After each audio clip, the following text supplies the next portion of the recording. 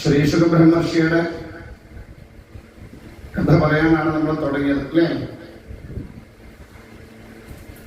അപ്പോ ഘൃതാജി എന്ന അപ്സരസിനെ കണ്ട് അങ്ങനെ ഒരു സന്തതി ഉണ്ടാവണം എന്ന ആഗ്രഹവും കൂടി ഉണ്ടായതുകൊണ്ട് എന്തുപറ്റി?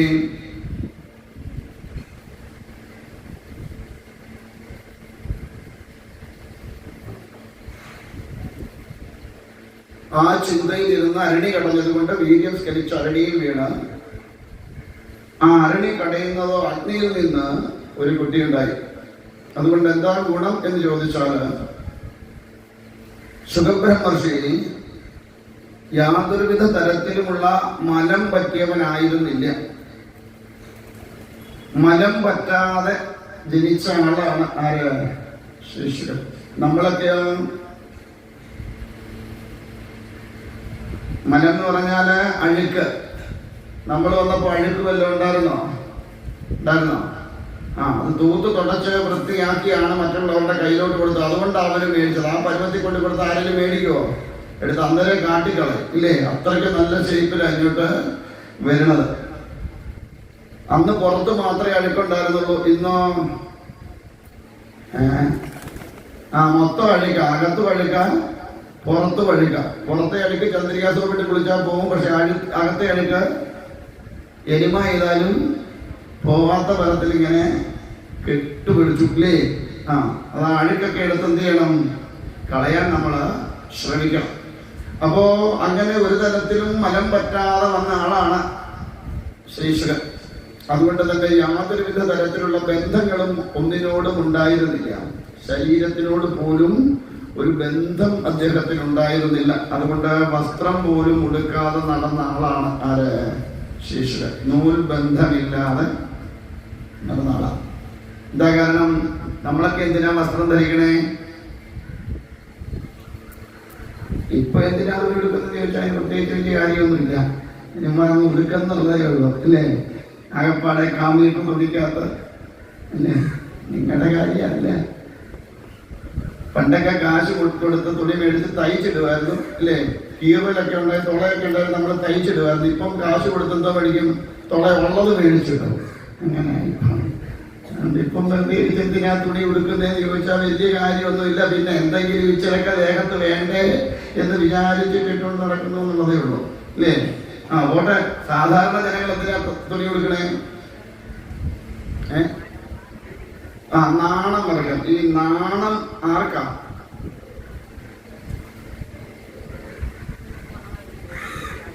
നാണം ശരീരത്തിനാണോ അതോ ആത്മാവിനാണോ?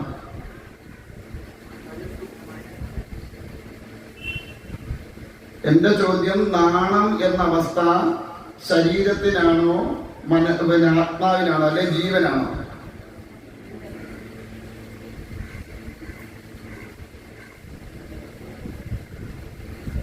ശരി, എപ്പോഴാണ് നമുക്ക് ഈ നാണം തോന്നുന്നേ? പ്രായമാകുമ്പോഴാണോ?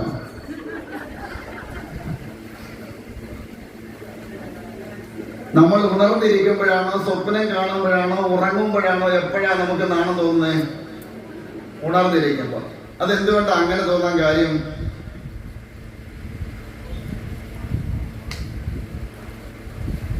അത് തോന്നാൻ കാരണം നമ്മൾ ഈ ജഡമാണ് എന്നൊരു തോന്നലുകൊണ്ടാണ്. ഞാനെന്ന് പറയുന്ന സ്വരൂപം ഈ ജഡമാണ് എന്ന് തോന്നുന്നത് കൊണ്ടാണ് നമുക്ക് നാണം തോന്നുന്നത്. എന്റെ ശരീരം മറച്ചു വെക്കേണ്ടത് എന്റെ ആവശ്യമാണ് എന്നൊരു തോന്നല്. പകലും അല്ലെങ്കിൽ ഉണർന്നിരിക്കുമ്പോൾ മാത്രമേ ഉള്ളൂ നമുക്ക് ഈ നാണവും, ഇല്ലേ? ആണോ അല്ലയോ? അന്നേരം മാത്രമേ ഉള്ളൂ നമുക്ക്. നമ്മളൊരു തൊഴാനൊക്കെ നിന്നാൽ പോലും സാരിയുടെ തുമ്പം താഴ്പോയ ഉടനെ എന്ത് ചെയ്യും? പിടിച്ച് മുകളിലോട്ട് വെക്കും. അപ്പൊ നമ്മൾ തൊഴാൻ നിൽക്കുവാണോ അതോ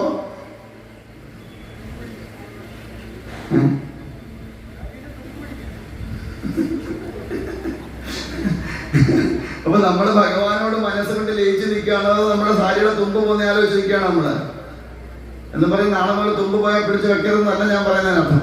അപ്പൊ നമ്മളവിടെ എല്ലാം ഈ ശരീരബോധത്തോടു കൂടിയാണ് നിൽക്കുന്നത്. അതുകൊണ്ടാണ് നമുക്ക് ആ സമയത്ത് വസ്ത്രത്തിന് ഒരു സ്ഥാനചലനം ഉണ്ടായാൽ നമ്മൾ ഉടനെ അത് പിടിച്ചു വെച്ച് മറ്റുള്ളവര് കാണും എന്നൊരു ധാരണയിൽ പിടിച്ചു വെക്കുന്നത്. രാത്രി ഉറങ്ങാറുണ്ടല്ലോ അല്ലേ? ഉണ്ടോ? ഈ ഉറക്കത്തില് തുണി വല്ലതും പിടിച്ചു വെക്കാറുണ്ടോ? ഇല്ല. തുണി ഉണ്ടോ ഇല്ലോ എന്ന് പോലും നമുക്ക് നിശ്ചയമില്ല. അന്നേരം നമുക്ക് നാണം തോന്നാറുണ്ടോ? ഇല്ല. എന്താ കാരണം? നമ്മൾ ആ ശരീരത്തെ കുറിച്ചുള്ള ചിന്ത നമുക്ക് ഇല്ലാത്തത് കൊണ്ടാണ്. അപ്പൊ ഈ നാണം, മാനം, വിശപ്പ്, ദാഹം, ക്ഷീണം, ഇതെല്ലാം അല്ലെങ്കിൽ വേദനകള് ഇത്യാദിയായിട്ടുള്ള വിഷയങ്ങളെല്ലാം എപ്പോഴേ ഉള്ളൂ? ഉണർന്നിരിക്കുമ്പോൾ മാത്രമേ ഉള്ളൂ. ഒരു ജാഗ്രത എന്ന് പറയുന്ന അവസ്ഥയിൽ ഇരിക്കുമ്പോഴേ ഉള്ളൂ. അപ്പോ ആ ജാഗ്രത അവസ്ഥയിൽ ഇരിക്കുമ്പോൾ ഇതെല്ലാം നമുക്ക് ഉണ്ട് എന്ന് തോന്നും. പക്ഷെ സുഷുപ്തി അവസ്ഥയിൽ ഇതൊന്നും നമ്മളെ ബാധിക്കാറുമില്ല. അപ്പൊ അതിന് പറഞ്ഞതിന് കാരണം ഈ ശരീരം ഞാനാണ് എന്നൊരു അഹംബോധം നമുക്കൊക്കെ ഉള്ളിലുണ്ട്. അതുകൊണ്ടാണ് നമ്മൾ ചിലരോട് ചോദിക്കേണ്ടത്, ഞാൻ ആരാന്ന് നിനക്ക് അറിയാമോടാ? അല്ലേ? അല്ലേ? അവർക്ക് അറിയത്തില്ല ഞാൻ ആരാന്ന്. ഞാൻ ആരാന്ന് അവളെ ഞാൻ ഇന്ന് കാണിച്ചു കൊടുക്കാം. ഇത് ഞാൻ ആരാന്ന് അറിയാമോ നാട്ടുകാരോടല്ല ചോദിക്കണ്ടേ. ആരോടാ ചോദിക്കണ്ടേ? അവനവനോട് സ്വയം ചോദിക്കേണ്ട ചോദ്യമാണ് ഞാൻ ആരാണ്, ഞാൻ ആരാണ്, ഞാൻ ആരാണ് എന്നും പറഞ്ഞ് ഇന്ന് പോയി കിടന്ന ഒച്ചത്തിൽ ഇന്നും ചോദിച്ചു കളയരുത്. വീട്ടുകാർ പറയും ഇതുപോലെ ഇവിടുന്ന് പോകുന്ന വരെ ഒരു കുഴപ്പമില്ലായിരുന്നു, അങ്ങനെ പ്രഭാഷണം കേട്ടിട്ട് വന്നപ്പം തുടങ്ങിയതാണ്, നീ ഏത് സൈക്കാട്രിയെ കൊണ്ട് കാണിച്ചാൽ നേരെ അവിടെ ചോദിക്കും. അതുകൊണ്ട് മനസ്സിലേ ചോദിക്കാവൂ ഞാൻ ആരാണ്. അല്ലേ പ്രശ്നം? നിങ്ങളൊരു സിനിമയ്ക്കകത്ത് കേട്ടില്ലേ മോഹൻലാൽ ചോദിക്കണത്? മോഹൻലാലിനോട് പപ്പു ചോദിക്കണില്ലേ, ഞാൻ ആരാ, നീ ആരാന്ന് നിനക്കറിയത്തില്ലെങ്കിൽ നീ എന്നോട് ചോദിക്ക, നീ ആരാന്ന്. അപ്പൊ ഞാൻ പറഞ്ഞു തരാം ഞാൻ ആരാന്നും നീ ആരാ. നല്ലൊരു വേദാന്തമാണ്. നമുക്ക് പപ്പു പറഞ്ഞത് കൊണ്ട് ചിരി വന്നതാ. പപ്പുവിന്റെ ശൈലി കൊണ്ട് നമുക്കത് ചിരി വന്നതാ. നീ ആരാന്ന് നിനക്കറിയില്ലെങ്കിൽ ആരോട് ചോദിക്കാൻ പറഞ്ഞേ? നീ എന്നോട് ചോദിക്ക. എന്ന് വെച്ചാൽ അതിനർത്ഥം എന്താ? നീ ആരാന്നുള്ളത് നിനക്കറിയില്ലെങ്കിൽ നീ ആരാന്ന് അറിയാവുന്നവനോട് ചോദിക്കണം. അതായത് നിന്നെ അറിഞ്ഞവൻ, നീ എന്താണെന്ന് സ്വയം അറിഞ്ഞവനോട് ചോദിക്കണം. അതാർക്കേ അറിയുള്ളൂ? നല്ലൊരു ഗുരുവിനെ അറിയത്തുള്ളൂ. നല്ലൊരു ഗുരുവിന്റെ മുൻപിൽ നമ്മൾ ചെന്ന് കഴിഞ്ഞാൽ നമ്മൾ എന്താണെന്നും എങ്ങനെയാണെന്നും എവിടെ നിന്നാണെന്നും കൃത്യമായിട്ട് അറിയാൻ കഴിയും. അപ്പൊ നീ ആരാന്ന് നിനക്കറിയില്ലെങ്കിൽ നീ എന്നോട് ചോദിക്കുക പറഞ്ഞാൽ അതിനർത്ഥം നിന്നേക്കാൾ കൂടുതൽ അറിവെനിക്കൊണ്ട് നീ ആരാണെന്നുള്ളത് അറിഞ്ഞവനാണ് ഞാൻ. അപ്പൊ നീ എന്നോട് ചോദിക്കുമ്പോൾ ഞാൻ നിനക്ക് പറഞ്ഞു തരാം നീ ആരാന്നും ഞാൻ ആരാണ്. അപ്പൊ അതിനർത്ഥം എന്താ? നമ്മൾ രണ്ടും രണ്ടല്ല, ഒന്ന് തന്നെയാണ്. നിന്റെ ഉള്ളിലിരിക്കുന്ന സ്വരൂപവും എന്റെ ഉള്ളിലിരിക്കുന്ന സ്വരൂപവും ഒന്ന് തന്നെയാണ്, വ്യത്യസ്തമായിട്ടൊന്നല്ല എന്നൊരു ബോധത്തെ തന്നതാശ്രയിക്കും. പക്ഷെ നമ്മളത് തപ്പു പറഞ്ഞുകൊണ്ട് തമാശയായിട്ട് എടുത്ത് കളഞ്ഞു എന്ന് മാത്രം. അതുകൊണ്ടാണ് നമ്മൾ ഇത്രയും വലിയ കഷ്ടപ്പെട്ടൊക്കെ ശബരിമല ചെന്ന് കഴിയുമ്പോൾ 18 പടിയും ചവിട്ടിയെങ്കിൽ ചവിട്ടി, തൊഴിച്ചു കയറി വണ്ടകയിലും എന്ത് എഴുതിയിട്ടുണ്ട്? തത്വമസിന്ന് എഴുതിയിട്ടില്ല. തത്വം അസി, അത് നീ തന്നെയാവുന്നു അല്ലേ? ആ ബോധത്തിലേക്ക് എത്താനാണ് നമ്മൾ മുദ്രയാണ്. അതുകൊണ്ട് ആ മുദ്ര അണിയുമ്പോൾ നമ്മളെ എന്ത് വിളിക്കും? സ്വാമി എന്ന് വിളിക്കും ഇല്ലേ? മോളി അവിടെ ചെന്ന് കഴിയുമ്പോഴും അവിടെ ഇരിക്കുന്ന ആളും ആരാ? സ്വാമിയാണ്. അപ്പോ ആ മുദ്ര അണിഞ്ഞു നിൽക്കുന്ന അവസരത്തിൽ ഞാനും ഈശ്വരനും തമ്മിൽ യാതൊരു വിധമായ വ്യത്യാസവുമില്ല. അവിടെ ഇരിക്കുന്ന സ്വരൂപം തന്നെയാണ് ഞാനും എന്ന ബോധം. ഊരി കഴിയുമ്പോഴോ, ഈ മുദ്ര ഊരി കഴിയുമ്പോൾ പിന്നെ ആരാവും? മുദ്ര ഇട്ടപ്പ സ്വാമിയായിരുന്നു, ഊരി കഴിഞ്ഞപ്പോഴോ സ്വാമിയോ ഒക്കെ ആയി ഇല്ലേ? അങ്ങനെയാണ്. പക്ഷെ നമ്മളിൽ പോയ പോക്കി വല്ലോ നമ്മൾ ബോധിച്ചോ അവിടെ ഇരിക്കുന്ന ആള് തന്നെയാണ് ഞാനെന്ന്? ഇല്ല. അതുകൊണ്ടാണ് നമ്മൾ ഇവിടുന്ന് പോകുമ്പോൾ പാടിപ്പോകും എന്തോന്ന് പറയാ, അയ്യപ്പ തിന്തകത്വം ഇല്ലേ? കേട്ടിട്ടില്ലേ? അതൊന്നും കഴിക്കക്കാര് അയ്യപ്പ തിന്തകത്വം. എന്നാ അങ്ങനെ അല്ല, അത് പാടി അങ്ങനെ ആയി പോയതാ. ശ്രദ്ധിച്ചു കേട്ടോ.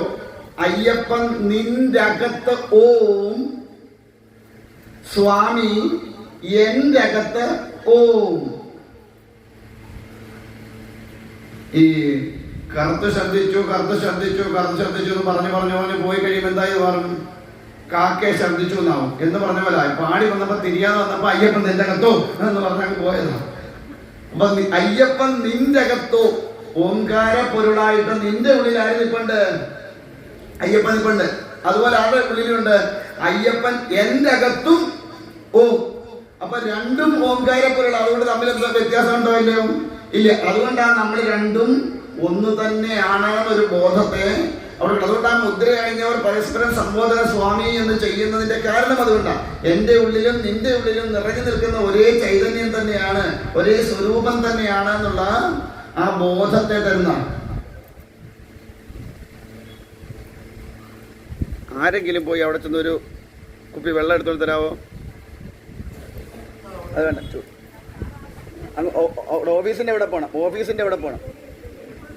അല്ല, വെളിയിൽ ഓഫീസിന്റെ എവിടെ പോണം? അത് ഫ്ലാസ്ക് അതിനകത്ത് വേണ്ട. അപ്പൊ അതുകൊണ്ട് ആ ഒരു ബോധത്തെ ഉള്ളിൽ ഉറപ്പിക്കാം. അപ്പോ ഈ പറയുന്ന നാണവും മാനവും എല്ലാം വിശപ്പും ദാഹവും എല്ലാം ഈ ഉണർന്നിരിക്കുമ്പോൾ ശരീരം ഞാനാന്നുള്ള ഒരു ബോധം ഉണ്ടാവാൻ മാത്രമേ ഉള്ളൂ. ആ ഒരു ബോധം ആർക്കില്ലായിരുന്നു? ശ്രീശുക ബ്രഹ്മർഷിക്കാനാണ്. കാരണം എന്താ? അഗ്നിയിൽ സ്ഫുടം ചെയ്തു വന്നതാണ്. അഗ്നിയിൽ സ്ഫുടം ചെയ്തു വന്ന എന്താ ഗുണം? പരിപൂർണമായ ശുദ്ധി കൈവരോടെ. അതുകൊണ്ടാണ് സ്വർണ്ണമൊക്കെ ആഭരണങ്ങളൊക്കെ പണിയുമ്പോൾ എന്തിലും ഉരുക്കാം? അഗ്നിയിൽ സ്ഫുടം ചെയ്തെടുത്തിട്ടാണ് അതിനെ ആഭരണങ്ങളാക്കി മാറ്റുക. അപ്പൊ അതിനകത്ത് വേറെ മാലിന്യമൊന്നും, അഗ്നിയിൽ സ്ഫുടം ചെയ്തു വന്നാൽ വേറെ മാലിന്യമൊന്നും അതിനകത്ത് ഉണ്ടാവില്ല. അതുകൊണ്ടാണ് അഗ്നിശുദ്ധി വരുത്തുക. സീതാദേവിയെയും ശ്രീരാമചന്ദ്ര പ്രഭു അഗ്നിശുദ്ധി വരുത്തിയതിന്റെ കാരണം പരിപൂർണമായിട്ടും എല്ലാ അഴുക്കുകളും ഇല്ലാതെയായിക്കൊണ്ട് പരിപൂർണ ശുദ്ധിയിലേക്ക് വരിക. അതാണ് അഗ്നിശുദ്ധി വരുത്തുക എന്ന് പറയുന്നത്. അങ്ങനെ അഗ്നി ശുദ്ധമാകുന്നത് കൊണ്ടാണ് നമ്മുടെ എല്ലാ കർമ്മങ്ങൾക്കും എന്ത് ചെയ്യണത്? അഗ്നിയെ സാക്ഷിയാക്കാൻ കാരണം. പഞ്ചഭൂതങ്ങളില് ഏറ്റവും ശ്രേഷ്ഠമായിട്ടുള്ളത് ഏതാണ്? അഗ്നിയാ. എന്തുകൊണ്ടാണ്? മറ്റു ഭൂതങ്ങളെല്ലാം സ്വയം അശുദ്ധമാകും. പക്ഷെ അഗ്നി എന്ത് ചെയ്യില്ല? സ്വയം അശുദ്ധമാകത്തുമില്ല, മറ്റുള്ളതിനെ ശുദ്ധമാക്കുകയും ചെയ്യും. സ്വയം അശുദ്ധമാവാതെ മറ്റുള്ളതിനെ ശുദ്ധമാക്കുന്നതാണ് അഗ്നി. അതുകൊണ്ട് അഗ്നി എപ്പോഴും ശുദ്ധിയുള്ളതാണ്. അതുകൊണ്ട് ആ സർവകർമ്മങ്ങൾക്കും നമ്മുടെ സംസ്കാര പ്രകാരം അഗ്നി സാക്ഷിയായിട്ട് കർമ്മങ്ങൾ ചെയ്യാൻ കാര്യം. അപ്പൊ അങ്ങനെ അഗ്നിശുദ്ധി വന്നവനായതുകൊണ്ട് ജഡബോധം ഉണ്ടായിരുന്നില്ല. അതുകൊണ്ട് നാണമോ മാനമോ മറ്റുള്ള വിഷയങ്ങളോ ഒന്നും ആരെ ബാധിച്ചില്ല? ശ്രീശുകനെ ബാധിച്ചില്ല. അതുകൊണ്ട് തന്നെ ശ്രീശുകന് മറ്റുള്ള ഭൗതികമായ ചിന്തകളൊന്നും ഉണ്ടായില്ല. പക്ഷെ പിതാവായ വ്യാസർഷി പറഞ്ഞു, പുത്ര നീ പോയി വിവാഹം കഴിക്കണം. ജനിച്ചിട്ട് ജീവിതമൊക്കെ ആരംഭിച്ചു കഴിയുമ്പം ബ്രഹ്മചര്യാശ്രമം കഴിഞ്ഞാൽ പിന്നെ എന്ത് വേണം? വിവാഹമൊക്കെ കഴിഞ്ഞ് ഒരു ഗാർഹസ്ഥ്യ ധർമ്മത്തിലേക്ക് കടക്കണം. ആ ഗാർഹസ്ഥ്യ ധർമ്മത്തിലേക്ക് കടക്കണം. എന്തിനാ? അടുത്ത ധർമ്മത്തിലേക്ക് പോകണം. ഏതിന്? വാനപ്രസ്ഥം എന്ന ധർമ്മത്തിലേക്ക് പോകണം. അത് കഴിഞ്ഞ് പിന്നെ ഇതിലേക്ക് പോകണം? സന്യാസത്തിലേക്കും പോകണം. അപ്പൊ ഒരു മനുഷ്യജന്മം കിട്ടിയാൽ ബ്രഹ്മചര്യം, ഗാർഹസ്ഥ്യം, വാനപ്രസ്ഥം, സന്യാസം എന്ന് പറയുന്ന 4 ആശ്രമങ്ങൾ കടന്നു വേണം ഈ ജന്മം പൂർണ്ണമായിട്ട് തീരാൻ.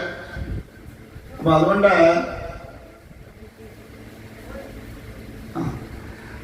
അതുകൊണ്ട് ആ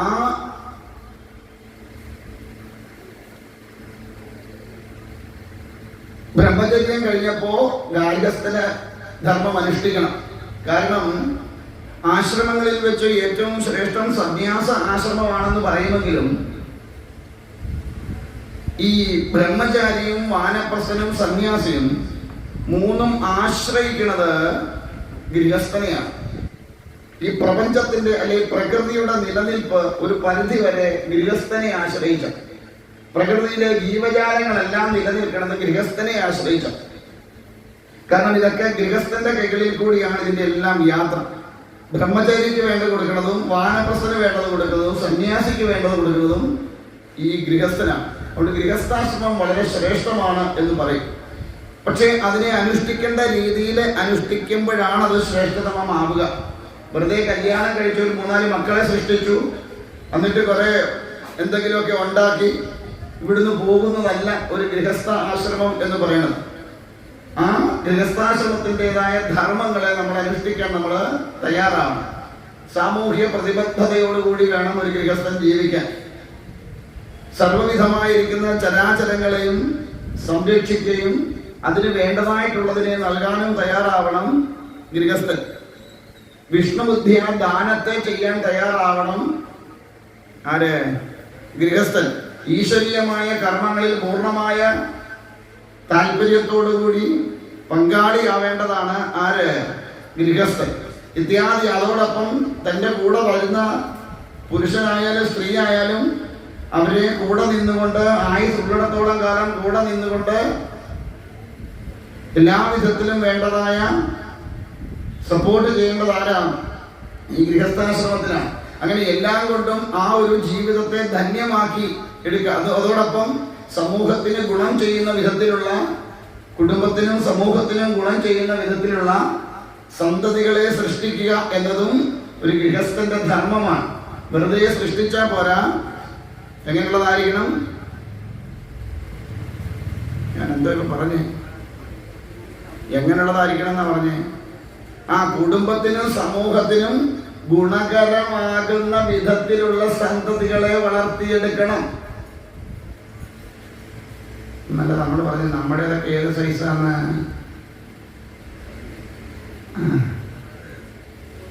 അല്ലേ?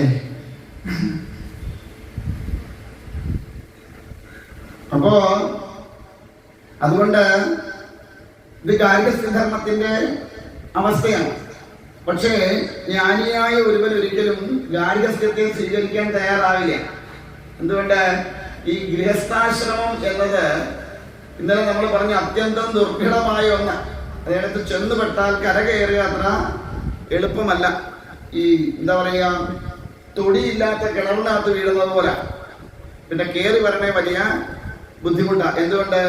എല്ലാത്തിനോടും മമത്വം എന്ന് ഉള്ളത് കൊണ്ട്. ചൂടുവെള്ളമാണോ? എനിക്ക് 2 കുപ്പി വെള്ളം ചെന്നാൽ മതിയായിരുന്നു. ആ പോട്ടെ, ഒരു ഗ്ലാസ് കൂടെ താങ്ങി. ഇതിനകത്ത് ഇച്ചിരി പച്ചവെള്ളം കൈ നനയ്ക്കാൻ, അത് വെച്ചിരിക്കാം. അപ്പോ ആ ഗാർഹസ്ഥ്യധർമ്മത്തിൽ വീണുപോയാൽ അവിടുന്ന് രക്ഷപ്പെടുക അത്ര എളുപ്പമല്ല. അതുകൊണ്ട് തന്നെ ശ്രീശുഖ ബ്രഹ്മർഷിക്ക് അതിനോട് വലിയ താല്പര്യം ഉണ്ടായില്ല. പക്ഷെ വ്യാസർഷി പറഞ്ഞു, പുത്ര അങ്ങനെയല്ല, വിവാഹം കഴിക്കണം. അപ്പോൾ ശ്രീശുഖ ബ്രഹ്മർഷി ചില ചോദ്യങ്ങൾ അവിടെ ചോദിക്കുന്നുണ്ട്. യോനിയിൽ നിന്ന് ജനിക്കാത്ത ഞാൻ എന്തിനാ യോനികയായ ഒരു സ്ത്രീയെ എന്റെ കൂടെ ചേർക്കണത്? അല്ലെങ്കിൽ സ്ത്രീകള് കള്ളന്മാരെ പോലെയാണ്. ഞാൻ പറഞ്ഞ അല്ല കേട്ടോ, എന്നെ തല്ലിക്കൊല്ലാണെന്ന് പറയരുത്. സ്ത്രീകളെ വിശ്വസിക്കാൻ കൊള്ളില്ല എന്ന. എന്താ? അവര് 2 തരത്തിൽ മോഷണം നടത്തുവെന്ന. ഒന്ന്, ധനം അടിച്ചു മാറ്റും. ഓരോരുത്തർ സ്വയം ചെയ്ത് ചിരിക്കുന്നുണ്ട്. എത്രമാത്രം ഞങ്ങൾ അടിച്ചു മാറ്റിയതെന്നാണ് ഇഷ്ടമാണോ? ചെയ്ത പണിയൊക്കെ ഇപ്പോഴാലോചിക്കുന്നത്. ധനവും മറ്റുള്ളതൊക്കെ അവരടിച്ചു മാറ്റും. സ്നേഹം നടിച്ചിട്ട്. പിന്നെയോ ശൃംഗാരഭാവങ്ങൾ കൊണ്ട് വീര്യവും അടിച്ചു മാറ്റും. ഇത് രണ്ടും ഇവരടിച്ചു മാറ്റിക്കഴിഞ്ഞാൽ പിന്നെ കൂടെ നിൽക്കണമെന്നൊന്നും ഇല്ല എന്നാണ്. അതുകൊണ്ട് നാരിയെയും നരിയെയും രണ്ടിനെയും വിശ്വസിക്കാൻ കൊള്ളില്ല എന്നാണ് പറയണത്. ഞാൻ പറയണതല്ലേ, ഉർവശി പറഞ്ഞു കൊടുക്കും നാരദ മഹർഷിക്ക് ശിവപുരാണത്തില് സ്ത്രീകളുടെ യഥാർത്ഥ സ്വഭാവം. അവിടെയും പറയും, ശാഖാമൃഗങ്ങളെയും സ്ത്രീകളെയും വിശ്വസിച്ചുകൂടാ എന്ന് ഒരു സ്ത്രീ തന്നെ പറഞ്ഞു കൊടുക്കും. അതെന്താന്ന് എനിക്ക് അറിഞ്ഞുകൂടാ, ഇവരെല്ലാം പറയണത് അങ്ങനെയാണ്. കാരണം സ്ത്രീയെ മനസ്സിലാക്കാൻ അത്ര എളുപ്പം ഒരാൾക്ക് സാധിക്കില്ല. സ്ത്രീയുടെ മനസ്സിനെ അറിയണമെങ്കിൽ ജന്മജന്മാന്തരങ്ങൾ വേണ്ടി വരുമെന്ന് പറയാം. അത്രമാത്രം രഹസ്യങ്ങളുടെ ഉറവിടമാണ് സ്ത്രീകളുടെ. പക്ഷെ ഒരു സ്ത്രീ വിചാരിച്ച ഒറ്റ ദിവസം കൊണ്ട് പുരുഷന്റെ മനസ്സ് അല്ലേ അങ്ങനെ മനസ്സിലാക്കാൻ പറ്റും.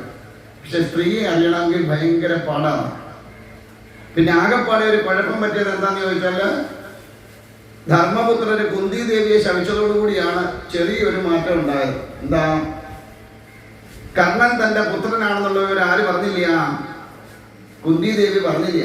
മഹാഭാരത യുദ്ധം എല്ലാം കഴിഞ്ഞ് ബലിതർപ്പണാദികൾ ചെയ്യാനായിട്ട് പോകുമ്പോ ഈ ധർമ്മപുത്രനോട് പറയും, പുത്ര കർണന് വേണ്ടി കൂടി നീ ബലിതർപ്പണം ചെയ്യണം എന്ന് പറയുമ്പോൾ സൂതപുത്രന് വേണ്ടിയിട്ട് ഞാൻ എന്തിനാണ് ബലിതർപ്പണം ചെയ്യണതെന്ന് ചോദിക്കുമ്പോ പറയാതെ സൂതപുത്രനല്ല, നിന്റെ ജ്യേഷ്ഠ സഹോദരനാണ്, എനിക്കുണ്ടായ എന്റെ പുത്രനാണെന്ന് പറയുമ്പോ സങ്കടം സഹിക്കാൻ വയ്യാഞ്ഞിട്ട് ധർമ്മപുത്രന് ശപിക്കും. എന്താ? ഇത്രയും കഠോര ഹൃദയായിരുന്ന ഒരു സ്ത്രീ, അതുകൊണ്ട് ഇനി മുതൽ ഒരു രഹസ്യവും അധിക കാലം ഒരു സ്ത്രീയുടെ ഉള്ളിൽ ഒളിച്ചു വെക്കാൻ കഴിയാതെ പോവട്ടെ എന്നൊരു ശാപം കൊടുക്കും. അതുകൊണ്ടാ വല്ലപ്പോഴെങ്കിലും ഉറക്കത്തിലാണെങ്കിലും ചില സത്യങ്ങളൊക്കെ വിളിച്ച് പറയേണ്ടി വരുന്നത്. മനസ്സിലായില്ലേ? അപ്പൊ അതുകൊണ്ട് വിവാഹം കഴിക്കുന്നത് അത്ര ഉത്തമമല്ല എന്നാണ് ശ്രീശുക ബ്രഹ്മർഷിയുടെ ഒരു. തന്നെയില്ല, ഇതെല്ലാം പ്രാരബ്ധ കർമ്മങ്ങളായിട്ട് മാറും. ഈ വിവാഹമൊക്കെ കഴിഞ്ഞാൽ പിന്നെ സന്തതികളായി അതുങ്ങളെയൊക്കെ സംരക്ഷിക്കേണ്ട ഉത്തരവാദിത്വം, അങ്ങനെ ഒരുപാട് എന്താ പറയാ കെട്ടുപാടുകളുള്ള ഒരു ജീവിതമാണ് ഈ ഗൃഹസ്ഥാശ്രമം. തന്നെയുമല്ല, മുമ്പേ പറഞ്ഞതുപോലെ അവിടെ നിന്നും ആ അടുത്ത ആശ്രമത്തിലേക്ക് കയറാനായിട്ട് തോന്നത്തുമില്ല. നമുക്ക് ഇതിനകത്ത് പെട്ടുപോയി കഴിഞ്ഞാൽ ഇതാണ് സുഖം എന്നൊരു തോന്നൽ നമുക്കുണ്ടാവും, ഇല്ലേ? കല്യാണം കഴിക്കുന്നതിന് മുമ്പ് നമ്മുടെയൊക്കെ ധാരണ എന്തായിരുന്നു? അല്ല, കുഞ്ഞായിരിക്കുന്ന കാലത്ത് അച്ഛൻ്റെ അമ്മയുടെ തല്ലി മേടിക്കുമ്പോൾ നമ്മുടെ പരിപാടി എന്തായിരുന്നു? എന്റെ ഭഗവാനെ എങ്ങനെങ്കിലും ഒന്ന് വളർന്നാൽ മതിയായിരുന്നു, ഇല്ലേ? ഈ തല്ലിൽ നിന്ന് ഒഴിവാക്കാമായിരുന്നു എന്നായിരുന്നു. വളർന്നു കഴിഞ്ഞപ്പോ എന്തോ തോന്നി? വളരണ്ടായിരുന്നു, ആ കുഞ്ഞായിട്ട് തന്നെ ഇരുന്നാൽ മതിയായിരുന്നു. 10 തല്ല് കൊണ്ടാലും കുഴപ്പമില്ല, ഇത്രയും തലവേദന ഇല്ലായിരുന്നു. കല്യാണം കഴിക്കുന്നതിന് മുമ്പ് എന്ത് ധരിച്ചു? കല്യാണം കഴിച്ച സ്വർഗം, സൽമാൻ ഖാനെ പോലുള്ള ഭർത്താവിനെയും കിട്ടും, അല്ലേ? എന്നൊക്കെ ധരിച്ച കല്യാണത്തിന് തയ്യാറായി. കിട്ടിയപ്പോഴോ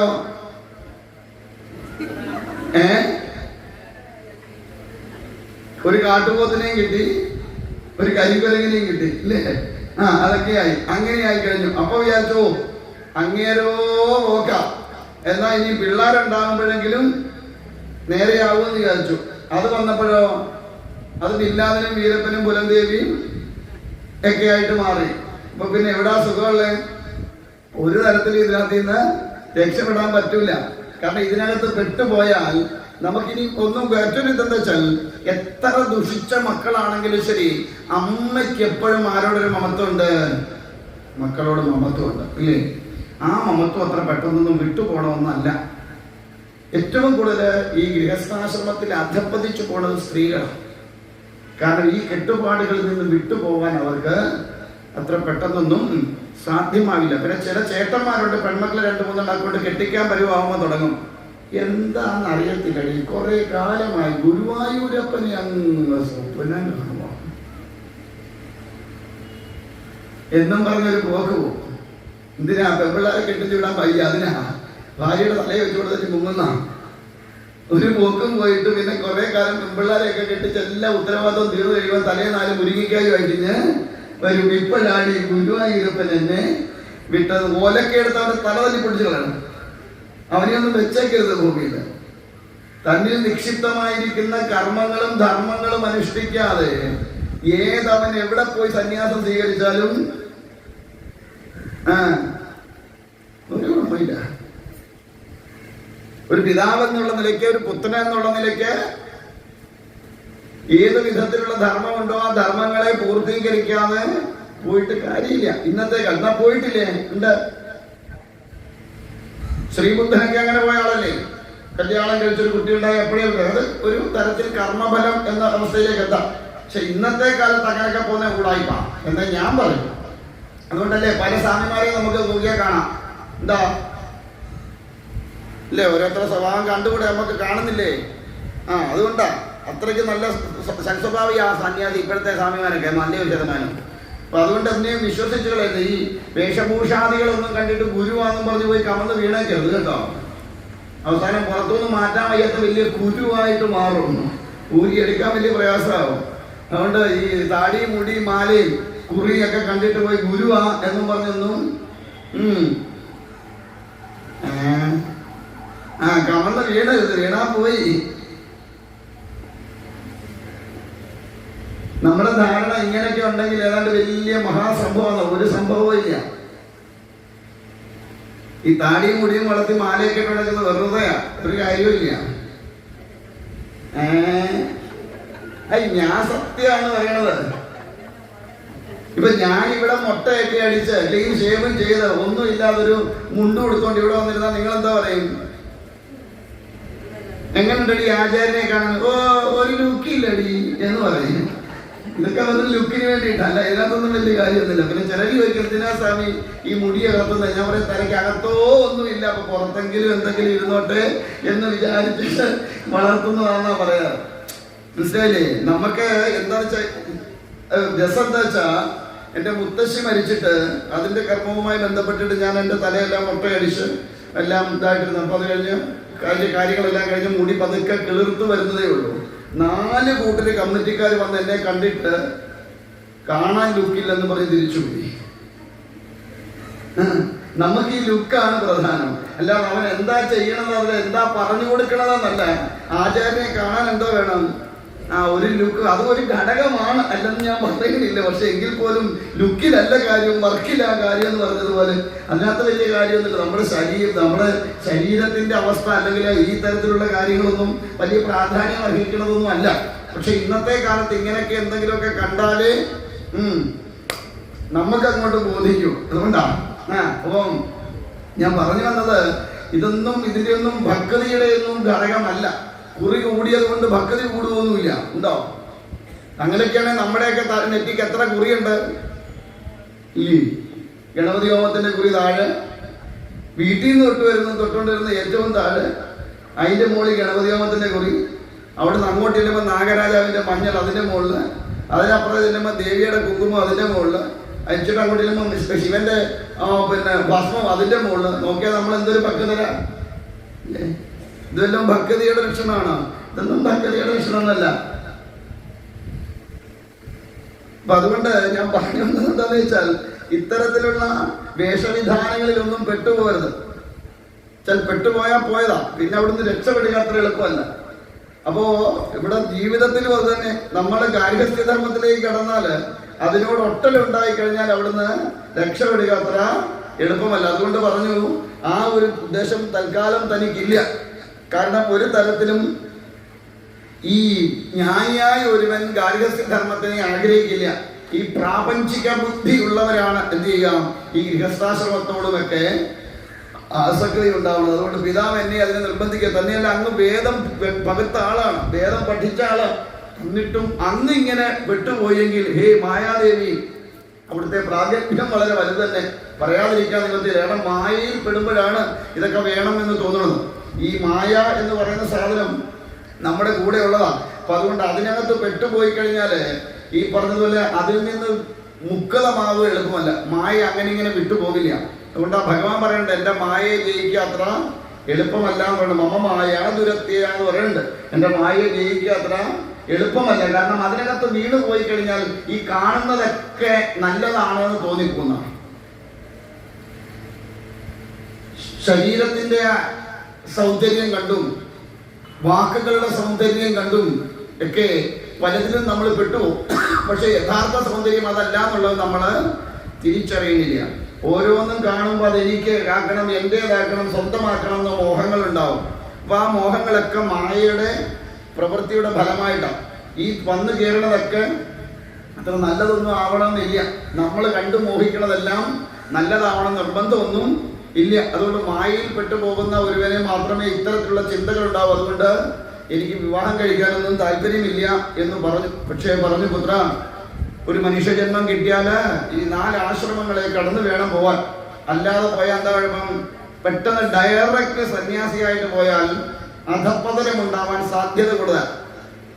ഇന്ദ്രിയ നിഗ്രഹങ്ങൾ ചെയ്യാതെ സന്യാസം എടുത്താലുള്ള കുഴപ്പം അധപ്പതിക്കാൻ സാധ്യത കൂടുതലാണ്. അപ്പൊ അതുകൊണ്ട് അതിനെന്തുകൊണ്ട് എന്താ കുഴപ്പം? സമൂഹം തെറ്റിദ്ധരിക്കപ്പെടും, സന്യാസിമാരെല്ലാം ഇങ്ങനെയാണ്. അപ്പൊ ആ സന്യാസ ജീവിതം എന്ന് പറയുന്നത് എല്ലാം സംത്യജിച്ചുകൊണ്ട് ലോക നന്മയ്ക്ക് വേണ്ടിയിട്ട് ജീവിതത്തെ മാറ്റിവെക്കുന്നവനാണ് സന്യാസി. തനിക്കായിട്ടൊന്നും സമ്പാദിക്കാത്ത ഒരാളാണ് സന്യാസി എന്ന് പറയുന്നത്. അതെല്ലാം ലോക നന്മയ്ക്ക് വേണ്ടിയിട്ട് മാറ്റിവെക്കുന്നത്. അതിന്റെ ജീവിതമേ ലോക നന്മയ്ക്ക് വേണ്ടി മാറ്റിവെക്കുന്നത്. അതുകൊണ്ട് സമ്യക്കായിട്ട് ന്യസിക്കുക എന്നാണ്. എല്ലാം ഉപേക്ഷിച്ചിട്ട് പ്രപഞ്ചത്തിലുള്ള സർവ്വചരാചരങ്ങളെയും ആ പരബ്രഹ്മ സ്വരൂപമായിട്ട് ഉള്ളിൽ കണ്ടുകൊണ്ട് അതിനെ അതുപോലെ കണ്ട് അതിന് തരത്തിൽ അതിനോട് പെരുമാറിക്കൊണ്ട് ഒന്നും തനിക്കായി സമ്പാദിച്ചു വെക്കാതെയുള്ള ജീവിതം, ലോക നന്മയ്ക്ക് വേണ്ടി ജീവിതത്തെ മാറ്റി വെക്കുന്നവനാണ് സന്യാസി. പിന്നെ ഇന്ന് ആശ്രമങ്ങളൊക്കെ ഉണ്ട്. ആ ആശ്രമങ്ങളിലേക്ക് ആവശ്യകത എന്താ? ആ ലോക നന്മയ്ക്ക് വേണ്ടി പ്രവർത്തിക്കാൻ ഒരു സങ്കേതം എന്താ? സന്യാസിക്ക് ഒരിക്കലും സ്വന്തമായിട്ടൊന്നും ഇല്ല. സ്വാമിജി പറയാറുണ്ടായിരുന്നു, എനിക്കിതൊന്നും വേണ്ടടേ, നിനക്കൊക്കെ വേണ്ടിയിട്ട് ഉണ്ടാക്കിയിട്ടതാ, വേണമെങ്കിൽ എന്താന്ന് വെച്ചാൽ ചെയ്തോണം. കാരണം തിരുവനന്തപുരം ചെങ്കോട്ടുകുളം ആശ്രമത്തിലെ ജഗദ്ഗുരു സ്വാമി സത്യാനന്ദ സത്രിപാദങ്ങൾ ഒരു ജ്യോതിക്ഷേത്രം നിർമ്മിച്ചിട്ടുണ്ട്. അത് ഇതുവരെ പണി തീർന്നില്ല, പണി നടന്നുകൊണ്ടിരിക്കണേ ഉള്ളൂ. അപ്പോ അതിന്റെ പണി നടക്കുന്ന സമയത്താണ് ഞാൻ എന്തായാലും ഇട്ടു തന്നു, ബാക്കി എന്താന്ന് വെച്ചാൽ ചെയ്തോണം, നിനക്കൊക്കെ വേണ്ടിയായി, എനിക്കിതൊന്നും വേണ്ട, ഈ ഭാണ്ഡക്കെട്ട് ഇട്ടേച്ച് ഞാൻ എന്റെ പാട്ടിന് പോകുമെന്ന് പറയാറുണ്ടായിരുന്നു. സ്വാമിജി അത് മുൻകൂട്ടി കണ്ടിരുന്നു. അത്ര മഹത്തരമായ ഒരു യാഗം ചെയ്തതിന്റെ ഫലപ്രാപ്തിയാണ് ആ ശരീരത്തെ വേഗം ഉപേക്ഷിക്കാൻ വേണ്ടി വന്നത് എന്നാണ് അറിവ്. അപ്പൊ എന്തായാലും അങ്ങനെയുള്ള മഹത്തുക്കളൊക്കെ ചെയ്യുന്ന കർമ്മങ്ങൾ ഓരോന്നും ലോക നന്മയ്ക്ക് വേണ്ടിയിട്ട്, അവരവർക്ക് വേണ്ടിയിട്ട് അവരൊന്നും സമ്പാദിച്ചു വെക്കാറില്ല. അതാണ് സന്യാസത്തിന്റെ മഹത്വം എന്ന് പറയുന്നത്. സ്വന്തം ഇഷ്ടാനുസരണത്തിന് വേണ്ടിയിട്ടൊന്നും ധനമോ ഒന്നും സമ്പാദിക്കും. ഇപ്പൊ പിന്നെ മിക്കവാറുള്ള സ്വാമിമാരെല്ലാം അക്കൗണ്ടിൽ നോക്കിയാൽ ലക്ഷങ്ങളും കോടികളും കാണും. അങ്ങനെ അപ്പോഴത്തെ സ്വാമിമാരൊക്കെ, ഞാൻ സത്യം തുറന്നു പറയാം, ആധ്യാത്മികം എന്ന് പറയുന്നത് ഭംഗിയായ രീതിയിൽ കാശ് ഉണ്ടാക്കാൻ പറ്റുന്ന ഒരു സങ്കേതമാണ് ഈ ആധ്യാത്മികം എന്ന് പറയുന്നത്. അതിൽ കൂടി ഉണ്ടാക്കാൻ അറിയാവുന്നവന് കോടികൾ ഉണ്ടാക്കാൻ സാധ്യമാവും. അങ്ങനെ ഉണ്ടാക്കുന്നവരും ഉണ്ട്, അത് പല വിധത്തിലും. അപ്പോ എന്നിട്ട് വിളിക്കുന്നത് സ്വാമി ഗുരു എന്നൊക്കെയാണ്. ഈ ഗുരു എന്ന് പറയുന്ന സങ്കല്പത്തിലേക്ക് കടന്നു ചെല്ലണമെങ്കിൽ എത്ര കാലം കഴിഞ്ഞാലും ഒരു ഗുരുസങ്കല്പത്തിലേക്ക് കടന്നു ചെല്ലാൻ കഴിയുക എന്നുള്ളത് വേറൊരു സത്യം. അപ്പൊ എന്തായാലും ഇവിടെ അതുകൊണ്ട് ആ ഗാർഹസ്ഥ്യധർമ്മം അനുഷ്ഠിച്ച് വാനപ്രസ്ഥനമായതിനു ശേഷം വേണം സന്യാസം മുമുക്ഷുവായിട്ട് പോവാൻ എന്നും പതിപ്പിക്കുന്നു. ഇനി നിനക്ക് അങ്ങനെ എന്തെങ്കിലും സംശയം ഉണ്ടെങ്കിൽ ജനക മഹാരാജാവിനെ പോയി കാണാൻ പറയും. വിദേഹ രാജ്യത്ത് ജനക മഹാരാജാവിനെ പോയി കാണാൻ വേണം. അങ്ങനെ സംശയം തീർക്കാനായിട്ട് ജനക മഹാരാജാവിന്റെ അരികിലേക്ക് പോവുകയാണ് ശ്രീശുദ്ധ ബ്രഹ്മർഷി. അങ്ങനെ അവിടെ ചെന്ന കൊട്ടാരത്തിന്റെ ഗോപുരത്തിന്റെ അവിടേക്ക് എത്തുമ്പോൾ തന്നെ ഭടന്മാര് തടഞ്ഞിട്ട് ചോദിക്കും, ആരാ, എവിടുന്നാ, എന്തിനാന്ന് ചോദിക്കും. എന്റെ അച്ഛന്റെ വാക്കും കേട്ട് ഇറങ്ങി തിരിച്ചത് അത് വിഡിത്തമായി തോന്നുന്നു. കാരണം വന്നുപെട്ടത് ഉചിതമായ ഇടത്തല്ല എന്നൊരു സംശയമുണ്ട്. ചോദിക്കും, അതെന്താ? അല്ല, എന്റെ അച്ഛൻ പറഞ്ഞു ഇവിടുത്തെ രാജാവ് വലിയ വിദേഹനാണ് എന്നൊക്കെ പറയണത് കേട്ടു. അത് കേട്ടിട്ട് ഞാൻ വന്നതാ അദ്ദേഹത്തിന്റെ അടുത്ത്, അദ്ദേഹത്തെ ഒന്ന് ദർശിക്കാൻ വേണ്ടി. പക്ഷെ വന്നപ്പോഴേ ഇവിടെ രാജാവിന്റെ രക്ഷയെ ഓർത്തുള്ള തടയലാണല്ലോ പണി. അപ്പൊ വന്നത് വെറുതെ ആയോ എന്നൊരു സംശയം എന്ന് പറയും. അത് കേൾക്കുമ്പോ മഹാജ്ഞാനിയാണെന്ന് വിചാരിച്ചിട്ട് വേഗം അങ്ങയുടെ ഇഷ്ടാനുസരണം പൊക്കോളെന്ന് പറയും. ശ്രീശൈല ബ്രഹ്മർഷി അങ്ങനെ കടന്നു നിന്ന ഈ പോകുന്ന വഴിക്കുള്ള ഉദ്യാനങ്ങളും എല്ലാം കണ്ട് അത് കഴിയുമ്പോൾ മന്ത്രി അദ്ദേഹത്തെ കാണും. അദ്ദേഹത്തെ കണ്ട് മന്ത്രി സ്വീകരിച്ച് ആനയിച്ചുകൊണ്ടിരുത്തി പരിചാരികമാരെയൊക്കെ ഏർപ്പാടാക്കും. വേണ്ട ഉപചാരങ്ങളൊക്കെ ചെയ്യാം. ഒരാൾ വന്നാൽ അങ്ങനെ വേണമെന്നാ, വേണ്ട ഉപചാരങ്ങളൊക്കെ ചെയ്യണം. നമ്മളൊന്നും മിക്കവാറും അതൊന്നും അങ്ങനെ വലുതായിട്ടൊന്നും ഇനി അറ്റം വന്നാൽ പറയും ഇരിയേ വരുന്നേ എന്ന് പറഞ്ഞൊരു പോക്കങ്ങ് പോകും. നമുക്ക് അത്രയും അറിയും. ആകെപ്പാടെ ഉള്ളൊരു ഉപചാരം ഇരിയേ വരുന്നേ, ഫാന് ഇട്ടുകൊടുത്തവിടെ. പിന്നെ 2 മണിക്കൂർ കഴിഞ്ഞ് ആളിനെ തപ്പിയാൽ മതി ഇല്ലേ? പോകേണ്ട വഴിക്കെല്ലാം പോയച്ചായിരിക്കും. പിന്നെ നമ്മൾ തിരിച്ചിങ്ങോട്ട് വരിക. ഒരാള് വരുന്നാൽ ആ ആളിന്റെ തലം എന്താണോ ആ തലത്തിനനുസൃതമായിട്ട് വേണം കാര്യങ്ങൾ ചെയ്യാൻ. എല്ലാവരെയും ഒരുപോലെ കണ്ടല്ല നമ്മൾ ചെയ്യുക. ഓരോരുത്തരും വരുമ്പോൾ അവർ ഏത് തലത്തിൽ ഇരിക്കണവരാണെന്ന് നോക്കണം. ആദ്യം ആ തലത്തിനനുസൃതമായിരിക്കണം അവരെ സ്വീകരിക്കേണ്ടതും ഉപചാരങ്ങളൊക്കെ ചെയ്യേണ്ടതും. ഒരു ഇന്ത്യൻ പ്രസിഡന്റ് വരുമ്പോൾ ഉള്ള ഉപചാരമൊന്നുമല്ല പ്രധാനമന്ത്രി വരുമ്പോൾ ആണോ? ഞങ്ങൾ അവരെ ആരെയും ക്ഷണിച്ചിട്ടില്ല സമയം എന്നാ അല്ല. പിന്നെ അതിന് താഴോട്ട് പ്രധാനമന്ത്രിക്ക് വരുമ്പോൾ ഉള്ള ഉപചാരമല്ല ആർക്ക് കൊടുക്കണത്? മുഖ്യമന്ത്രിക്ക് കൊടുക്കുന്നത്. മുഖ്യമന്ത്രിക്ക് കൊടുക്കുന്ന ഉപചാരമല്ല മറ്റുള്ള മന്ത്രിമാർക്ക് കൊടുക്കുക. അങ്ങനെ അവർക്ക് കൊടുക്കുന്ന ഒരു ഉപചാരമല്ല MLA മാർക്ക് കൊടുക്കാം, അവർക്ക് കൊടുക്കുന്ന ഉപചാരമല്ല പഞ്ചായത്ത് പ്രസിഡന്റിന് കൊടുക്കാം. ഇങ്ങനെ ഓരോരുത്തർക്കും അവരവരുടെ തലം അനുസരിച്ചിട്ടാണ് ഓരോരുത്തർക്കുമുള്ള സ്വീകരണവും ഉപചാരവും ഒക്കെ. ഞങ്ങളൊക്കെ വടക്കുപോട്ട് എന്താ വെച്ചാൽ കേരളത്തിന്റെ വടക്കേ സൈഡിലോട്ട്, അതായത് തൃശ്ശൂർ, പാലക്കാട് ഭാഗങ്ങളിലൊക്കെ ചെന്നാല് ഈ ചിലപ്പോ രാത്രി കാലങ്ങളിൽ ഭക്ഷണം ഓരോ വീട്ടിലായിരിക്കും.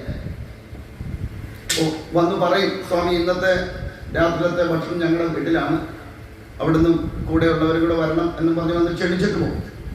അപ്പോൾ വിളിച്ചിട്ട് പോകുമ്പോൾ നമ്മൾ ചെല്ലാൻ ഏറ്റി കഴിഞ്ഞാൽ അത് ഞങ്ങൾ പോകും. കാരണം എന്ന് വെച്ചാൽ ആ ഒരു അവസരത്തിൽ നമുക്ക് തരുന്ന ഭക്ഷണത്തെ ശരിക്കും ഒരു ഭിക്ഷയായി കണ്ടുകൊണ്ടാണ് പോവുക. അപ്പൊ അങ്ങനെ വിളിച്ചു കൊണ്ടുപോകുന്ന അവസരത്തിൽ ദൂരെയാണെങ്കിൽ അവർ വണ്ടിയായിട്ടൊക്കെ വന്നാൽ കൂട്ടിക്കൊണ്ടുപോകാം. അപ്പൊ കൂട്ടിക്കൊണ്ട് പോയാലാണ് വീട്ടിൽ ചെല്ലുമ്പോഴത്തേക്ക് ആ വീട്ടിലുള്ള സർവ്വ ആൾക്കാരും ആ സിറ്റ് ഔട്ടിലുണ്ടാവും. ഇന്നത് പറയുന്ന സിറ്റ് ഔട്ട് അവിടെ ഉണ്ടാവും. ആ ഗൃഹനാഥയുടെ കയ്യിൽ ഒരു താലത്തിനകത്ത് ഒരു കൊടിവിളക്ക് എന്ന് പറയുന്ന സാധനം ഇല്ലേ, അതും കത്തിച്ചു വെച്ച് പിന്നെ അതിനകത്ത് കുറച്ച് പുഷ്പം ഉണ്ടാവും, ഒരു ചന്ദനത്തിരി കത്തിച്ചു വെച്ചിട്ടുണ്ടാവും. ഗൃഹനാഥന്റെ കയ്യിൽ ഉണ്ടെങ്കിൽ അദ്ദേഹത്തിന്റെ ഒരു കിണ്ടിക്കകത്ത് വെള്ളം കാണും. ഒരു മക്കളൊക്കെ ഉണ്ടെങ്കിൽ അവരുടെ ഒരു തോർത്ത് കാണും. ഇത്രയായിട്ട് എത്ര പേരുണ്ടോ അത്രയും പേരാവാതൊക്കെ അവിടെ നിൽക്കും. എന്നിട്ട് ഗൃഹനാഥൻ കാല് കഴുകി തുടച്ച് ഗൃഹനാഥ ഈ ധൂപദീപാദികൾ കൊണ്ട് ഒഴിഞ്ഞ് പുഷ്പം പാദത്തിലിട്ട് ആ വീട്ടിൽ എത്ര പേരുണ്ടോ അത്രയും പേര് നമസ്കരിച്ച് കഴിഞ്ഞതിന് ശേഷം നമ്മളെ അകത്തോട്ട് കൊണ്ടുപോകുള്ളൂ. കൊണ്ടുപോയാൽ ഈ പറഞ്ഞ ഫാനും ഇട്ടത് ഇവിടെ ഈ സാധനം ഞങ്ങളിപ്പോ വരാമെന്ന് പറഞ്ഞ് പോവില്ല. അവിടെ ഇരുത്തി കഴിഞ്ഞാൽ ഗൃഹനാഥ അകത്തേക്ക് പോകും, ഗൃഹനാഥൻ ഉണ്ടെങ്കിൽ. അല്ലെങ്കിൽ ഗൃഹനാഥ അവിടെ നിൽക്കും, ബാക്കിയുള്ളവരകത്തേക്ക് പോയി ഭക്ഷണം എല്ലാം തയ്യാറാക്കി കഴിയുമ്പോൾ വിളിച്ചു കൊണ്ടുപോയി ഇരുത്തി ഭക്ഷണം തരും. ഭക്ഷണം എല്ലാം തന്ന് പോരാൻ നേരം വസ്ത്രം കൂടി തരുന്നവരാണെങ്കിൽ അങ്ങനെ സാമ്പത്തിക സ്ഥിതി അനുസരിച്ച് വസ്ത്രത്തോട് കൂടിയ ദക്ഷിണയോ അല്ലെങ്കിൽ ദക്ഷിണയോ തന്നാണ് തിരിച്ച് നമ്മളെ അവിടെ കൊണ്ടാക്കും. ഇല്ല സ്വാമി എന്നാ പൊക്കോ, അപ്പോ എല്ലാം കഴിഞ്ഞ് കാറ്റാന്ന് പറഞ്ഞ് വിടില്ല. എങ്ങനെയാ അങ്ങനെ സംസ്കാരം അതാണ്. എങ്ങനെയാണോ വിളിച്ചോണ്ട് വന്നത് അതേപോലെ തിരിച്ച് അവിടെ കൊണ്ടാക്കും. എന്തിനാ ഇത്രയും കാര്യങ്ങളിലെ സ്വാമി അങ്ങോട്ടൊന്ന് വന്നേ സ്വാമി, ഞങ്ങള് വീട്ടിലോട്ടാ ഇന്ന് രാത്രിയിലെ ശാപ്പാട് കേട്ടോന്ന് പറഞ്ഞ് വിളിച്ചാൽ പോരെ? എന്തിനാ അങ്ങനെ വന്ന് കൊണ്ടുപോയി വിളിച്ച് ഇത്ര ആചാരം ഉപചാരം ചെയ്യണത്? ആ ഇരിക്കുന്ന പീഠത്തിന്റെ മഹത്വം, ആ സ്ഥാനത്തിന്റെ മഹത്വം. അപ്പോൾ അതിനനുസൃതമായ ഉപചാരങ്ങളും സ്വീകരണങ്ങളുമാണ് ചെയ്യേണ്ടത്. അത് സംസ്കാരമാണ്. നമ്മൾ ഈ ഓരോരുത്തരുടെ പ്രവൃത്തി കാണുമ്പോൾ അറിയാം എത്രമാത്രം സംസ്കാരം അവർക്ക് ഉണ്ട്. അപ്പൊ ആ സംസ്കാരത്തെ കാണുന്നത് അവരങ്ങനെയാണ്. അപ്പൊ ആ ഒരു പീഠത്തിലിരിക്കുമ്പോൾ ആചാര്യൻ എന്നൊരു പീഠം, സത്യത്തിൽ ഈ ആചാര്യൻ എന്നൊക്കെ വിളിക്കുമ്പോൾ തന്നെ എനിക്ക് സങ്കടമാണ്. കാരണം അത്രയും മാത്രം ആയി വളർന്നിട്ടുണ്ടോ എന്ന് ഇപ്പോഴും സംശയം. എന്റെ കാര്യമാണ് ഞാൻ പറയണേ. ആചാര്യൻ എന്ന് പറയുമ്പോൾ ഈ പീഠത്തിൽ ഇങ്ങനെ ഇരുന്ന് ചെയ്യുന്നുണ്ടെങ്കിലും അത് ഗുരുക്കന്മാരുടെയും കുലദേവതയുടെയും ഒക്കെ പിന്നെ ജന്മം നൽകിയ മാതാപിതാക്കന്മാരുടെയൊക്കെ അനുഗ്രഹം കൊണ്ട് എന്തൊക്കെയോ ചെയ്തു പോണതാണ്. ഈ ആചാര്യൻ എന്ന് പറയുന്ന ഒരു സങ്കല്പം അത്ര നിസ്സാരമായ ഒരു സങ്കല്പമല്ല. നമ്മൾ വിചാരിക്കുന്നത് പോലെ ആർക്കും ചാടിക്കേറി എന്ന് എന്തെങ്കിലും ചെയ്യാൻ പറ്റുന്ന ഒരു സങ്കല്പമല്ല ആചാര്യൻ, ഗുരു, സ്വാമി എന്നൊക്കെയുള്ള സങ്കല്പങ്ങൾ. ഇതൊക്കെ തലങ്ങളും അത്ര ഉന്നതമായ തലമാണ്. പക്ഷെ പിന്നെ ഇന്നിപ്പം ഞങ്ങളെ പോലുള്ളവരൊക്കെ കയറിയിരുന്ന ആ പീഠത്തിന് ഏതാണ്ട് ഒരുമാതിരി ഒരു പരിവാക്കി എന്നുള്ളതേ ഉള്ളൂ. സത്യത്തിൽ ഈ ആചാര്യൻ എന്നൊക്കെ പറയുമ്പം ആ ഒരു തലം അപാരമായ തലമാണ്. പലപ്പോഴും ചിന്തിക്കാറുണ്ട്, ഭഗവാനെ ഈ ആചാര്യ എന്നുള്ള വിളി കേൾക്കുമ്പോൾ ഞാൻ അതിന് അത്രമാത്രം ആയിട്ടുണ്ടോ, ഇന്നും അർഹനായിട്ടുണ്ടോ എന്ന് ഇപ്പോഴും സംശയമാണ്.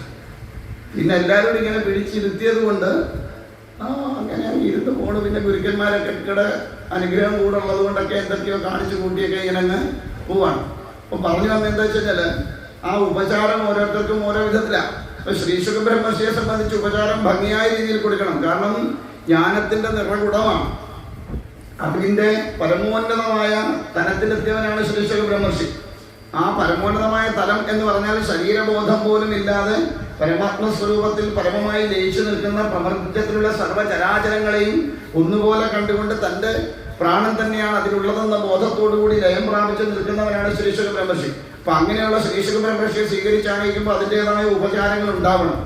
അപ്പൊ അങ്ങനെ കൊണ്ടിരുത്തി പിറ്റേ ദിവസം രാവിലെയാണ് രാജാവ് അറിയണത്. അങ്ങനെ സ്വീകരിച്ച് ആനയിച്ച് കൊണ്ടുവന്ന പിറ്റേ ദിവസം ജനക മഹാരാജാവ് ശ്രീശുഖ ബ്രഹ്മർഷിയുടെ അടുത്തെത്തി. വന്നിട്ട് പറഞ്ഞു, അങ്ങ് എന്തിനാണ് ഇത്രയും ദൂരം വന്നത്? അങ്ങയുടെ അച്ഛൻ പറഞ്ഞത് അനുസരിക്കണതല്ലേ ഉത്തമം. പിതാവിന്റെ വാക്കുകളെ ധിക്കരിക്കാൻ പാടില്ല എന്നൊരു ശാസ്ത്രമുണ്ട്. മാതാപിതാക്കന്മാരുടെ വാക്കുകളെ ധിക്കരിക്കാൻ പാടില്ല. ഇന്നത്തെ മക്കൾ ഏറ്റവും കൂടുതൽ ധിക്കരിക്കുന്നതും അതാ. അപ്പോ എന്നിട്ടും അങ്ങ് ഇവിടെ വരെ വന്നത് അങ്ങയുടെ സംശയത്തെ തീർക്കാനാണ്. ശ്രീശുക ബ്രഹ്മർഷിയുടെ സംശയം എന്താ?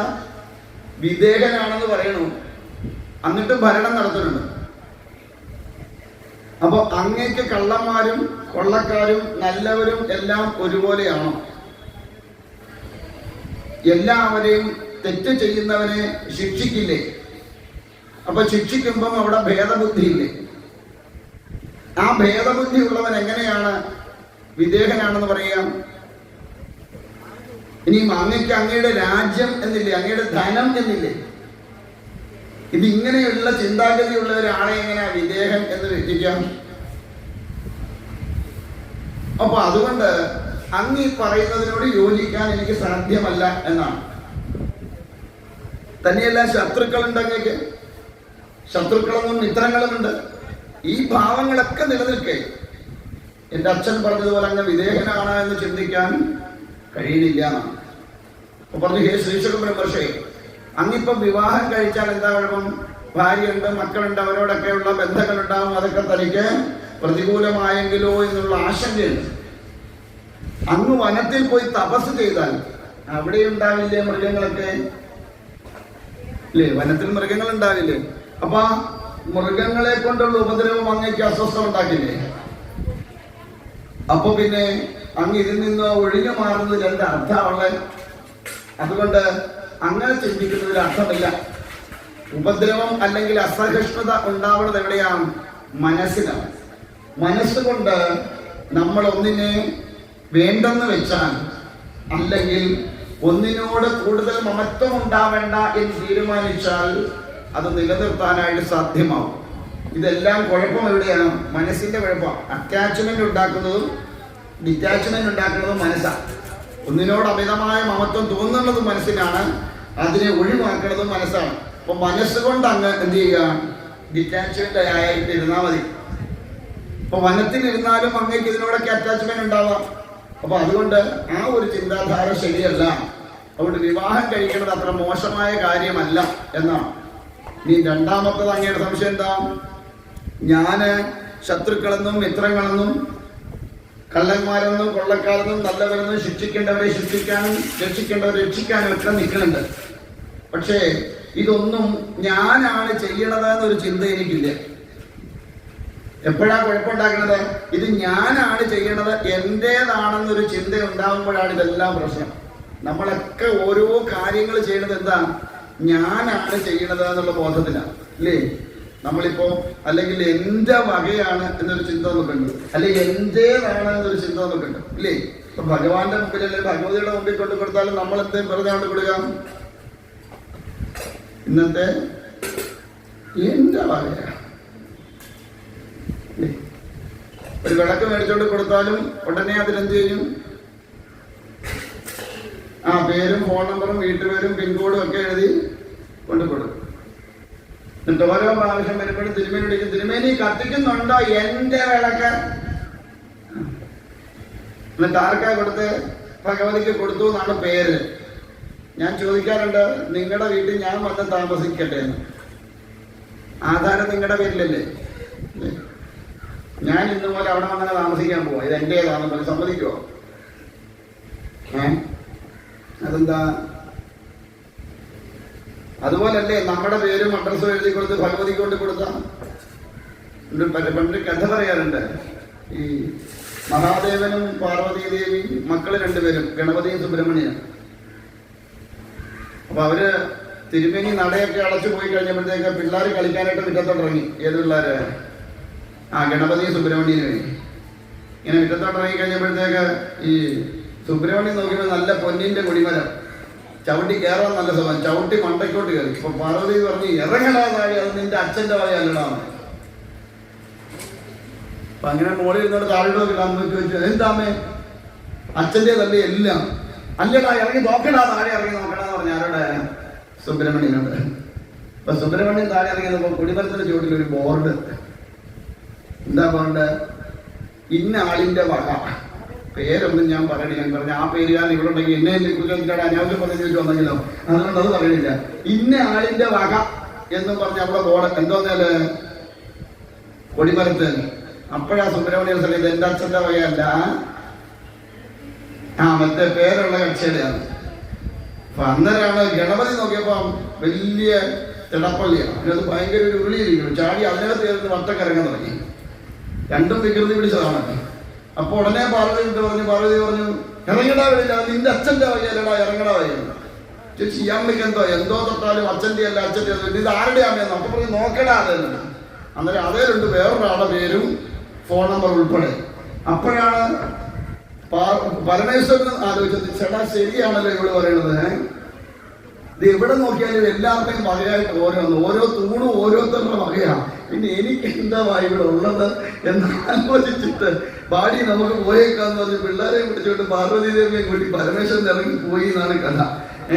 ഇതുപോലെയാണ് നമ്മൾ ഇവിടെ നോക്കിക്കഴിഞ്ഞാല്, ഒരു ക്ഷേത്രത്തിൽ നോക്കിക്കഴിഞ്ഞാൽ നമ്മുടെ പേരും അഡ്രസ്സും ഇല്ലാത്ത ഒരു വകയും കാണില്ല. ഭഗവതിയുടേതായിട്ട് ഒന്നും ഉണ്ടാവില്ല.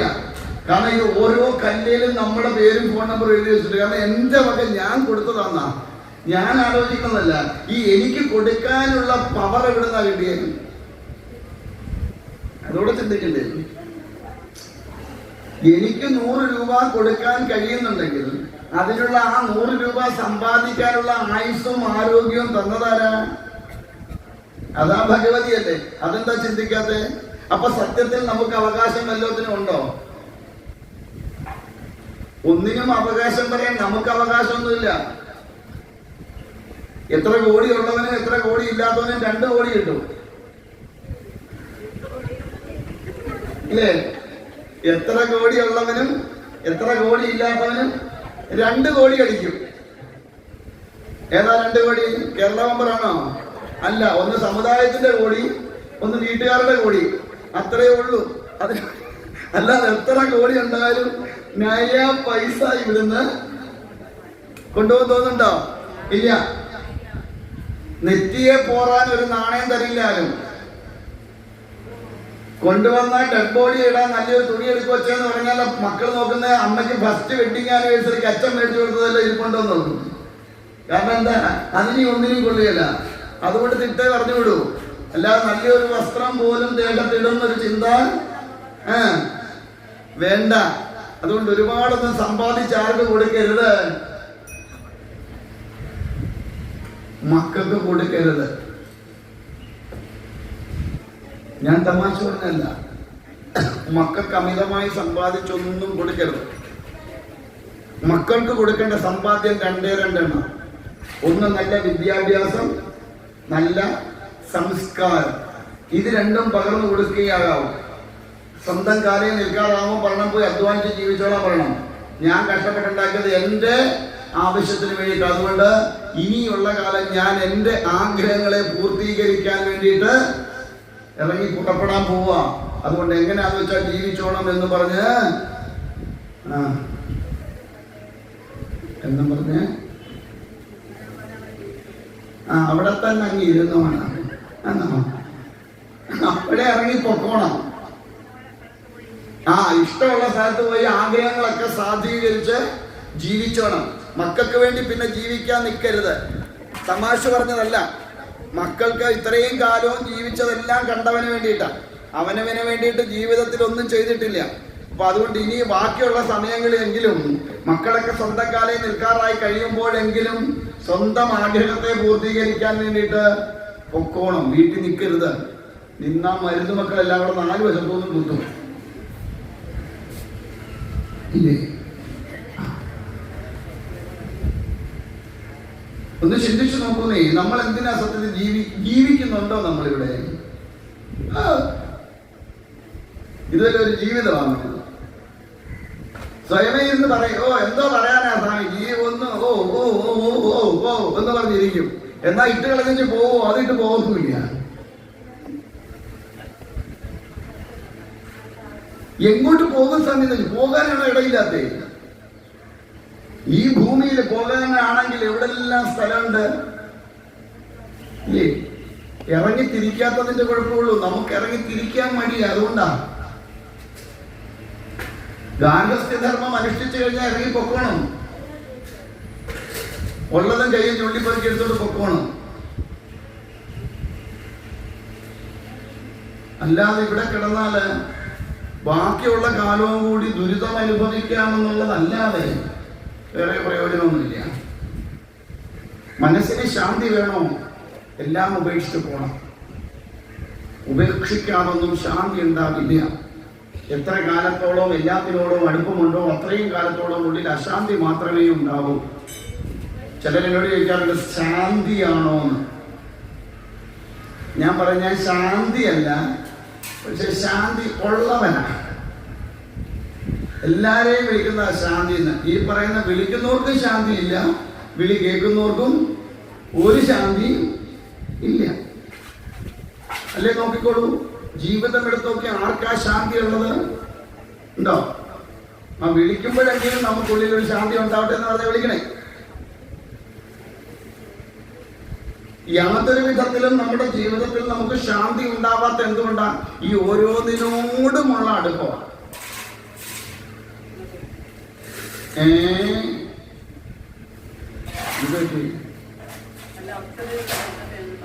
കേട്ടില്ല? അത് ഞാനല്ല ചെയ്ത അവകാശം. തരും. പോകാൻ നേരം കിട്ടിയാ പോരെ? പോകാൻ നേരം കിട്ടിയാ പോരെ? ഞാൻ മേടിച്ച അല്ലെങ്കിൽ ഞാൻ ചെയ്ത പോരെ?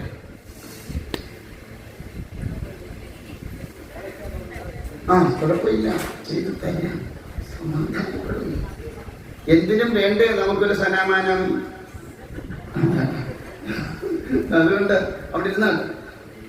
അപ്പോ അതുകൊണ്ട് ജീവിതത്തില് ഞാനാണ് ചെയ്യണത് എന്ന ബോധമില്ലാതെ, ഇതെന്നിൽ നിക്ഷിപ്തമായിരിക്കുന്ന കർമ്മമാണ്, ഈ ജന്മത്തെ ഞാൻ അനുഷ്ഠിക്കേണ്ടതായ കർമ്മമാണ്, ആ കർമ്മത്തെ ഞാൻ അനുഷ്ഠിക്കുന്നു എന്നുള്ളതല്ലാതെ ഇതൊന്നും എൻ്റെ മിടുക്കുകൊണ്ടല്ല നടക്കുന്നത് എന്ന് ആദ്യം ബോധിക്കണം.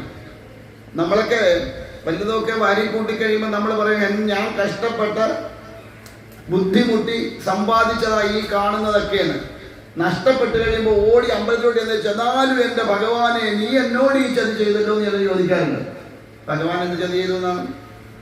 ഉണ്ടാക്കിയത് നീഴയായിരുന്നെങ്കിൽ നഷ്ടപ്പെടാൻ നോക്കേണ്ടത് ആരുടെ ഉത്തരവാദിത്വം? നിന്റെ ഉത്തരവാദിത്വം അല്ലേ? അതെന്താ നിനക്ക് പറ്റാഞ്ഞ്? അപ്പൊ കഷ്ടപ്പെട്ടത് നീയാണെങ്കിൽ, ഉണ്ടാക്കിയത് നീയാണെങ്കിൽ അതിന്റെ മിടുക്ക് നിനക്കും, നഷ്ടപ്പെട്ടതിന്റെ കുഴപ്പം ഭഗവാനും. അത് ശരിയല്ല. അപ്പൊ അതുകൊണ്ട് ഉണ്ടാക്കിയത് നീയല്ല, നിനക്ക് ഉണ്ടാക്കാനുള്ള ആരോഗ്യവും ആയുസ്സും തന്ന് അതിനുള്ള അവസരത്തെ കാട്ടിത്തന്നതായ ഈശ്വരനാണ്. അപ്പൊ അതിന്റെ അവകാശ സത്യത്തിൽ ആരാ? ഈശ്വരനാ. അപ്പൊ അതിനകത്ത് പിന്നെ ഈളവും പറയാറുണ്ട്, നമ്മളൊക്കെ ശരിക്കും ഒരു ജോലിക്കാരനാ. ഇവിടെ വന്ന് നമ്മളിൽ നിക്ഷിപ്തമായിരിക്കുന്ന ജോലി ചെയ്യാം, ശമ്പളം വാങ്ങാം, റിട്ടയർ ആകുമ്പോൾ മുതലാളി ഏൽപ്പിച്ചേക്ക് തിരിച്ചു പോകാം. എന്റേതെന്ന് അവകാശപ്പെട്ടാൽ എന്റേത് ഞാൻ കൊണ്ടുപോകണം. ഈ ഭൂമിയിലുള്ള എന്തെങ്കിലും ഒരു സാധനം നമ്മൾ കൊണ്ടുപോകുമോ? ഇല്ല. അപ്പൊ പിന്നെ നമ്മുടേതാണോ അത്? അല്ല. നമുക്ക് അവകാശമില്ലാത്തതാണ്. നമ്മൾ അവകാശികളായി സ്വയമേവ മാറുന്നതാണ് ഇതെന്റേതാണ് എന്ന് പറഞ്ഞിട്ട്. അപ്പൊ ആ അവകാശവാദം ഒരു സമയത്തെല്ലാം ഉപേക്ഷിക്കേണ്ടി വരും. 6 അടി മണ്ണിനകത്ത് ഇപ്പൊ മണ്ണും വേണ്ട, ഗ്യാസ് ഉണ്ട്, ഇങ്ങോട്ട് വെച്ചോ, ഒരു പിടി ചാരമാക്കിക്കൊണ്ടു. കുടത്തിനകത്ത് കൊള്ളാനുള്ളതേ ഉള്ളൂ. ഇല്ലേ? ഒരു കുടത്തിനകത്ത് പോലും കൊള്ളാനില്ല, ഒരു ഗ്ലാസിനകത്ത് കൊള്ളാനുള്ളതേ മിച്ചം കിട്ടൂ. അതിനെ വെച്ചോണ്ടാണ് ഈ കിടന്ന് നെകളിക്കണത് മുഴുവൻ. ഞാൻ ആരാന്നറിയാമോ എന്നൊക്കെ ചോദിക്കണത്. ചിന്തിച്ച എന്തുണ്ട്? വെറും മണ്ണ്. പിന്നെ കൊണ്ടു നടക്കുന്ന സാധനം മൊബൈൽ സെപ്റ്റിക് ടാങ്കാ. ഇല്ലേ? ഇതൊരു മൊബൈൽ സെപ്റ്റിക് ടാങ്കാണ്. അതിനെയാണ് ഈ കൊണ്ടു നടക്കുന്നത്. മഹത്തരമായ സംഭവം ഏതാണ്ടാന്ന് പറഞ്ഞത്. ഇല്ലേ? ഇച്ചിരി നേരം ഫാനിന്റെ കാറ്റ് കൊള്ളാതെ ഒന്ന് ഉയർത്താൻ നമുക്ക് തന്നെ സ്വയം അറപ്പ് തോന്നുന്ന സാധനമായത്. പിന്നെ നമ്മൾ അതിനെ സ്പ്രേ അടിച്ചും പൗഡർ ഇട്ടും അത് തേച്ചും ഇത് തേച്ചും പരമാവധി നാറ്റം വരാതിരിക്കാനൊക്കെ നോക്കും. എന്നാലും ഇതെല്ലാത്തിൻ്റെയും കൂടെ നാറ്റം വരുമ്പോൾ പിന്നെ ആർക്കും ആ പരിസരത്തോട്ട് വരണ്ടാം അവസ്ഥ. പിന്നെ എന്തിനാ ഇത്ര വലിയ മഹത്വം എന്താണ്? എന്നിട്ട് വലിയ വർണ്ണ പേപ്പർ മേടിച്ച് അതിനകത്ത് പൊതിഞ്ഞുകൊണ്ട് നടക്കുക നമ്മൾ. ഇതാണ് ഭയങ്കര സംഭവമാണെന്ന് പറഞ്ഞു. ഈ അകത്തിരിക്കുന്ന സാധനം പുറത്തോട്ട് പോയ 24 മണിക്കൂറിനപ്പുറം കൃത്രിമമായി ഒന്നുമില്ലാതെ ഈ ഭൂമിയിൽ ഇരിക്കാത്ത സാധനമായത്. അതിനെ വെച്ചുകൊണ്ടാണ് ഈ അഹങ്കരിച്ചും ഞാൻ മഹാസംഭവം എന്ന് പറഞ്ഞ് നടക്കുന്നത്. എന്നിട്ട് ഞാൻ ഏതാണ്ടൊക്കെ ചെയ്തു വെച്ചു എന്നാ വാദം. എന്താണെന്ന് അറിയില്ല.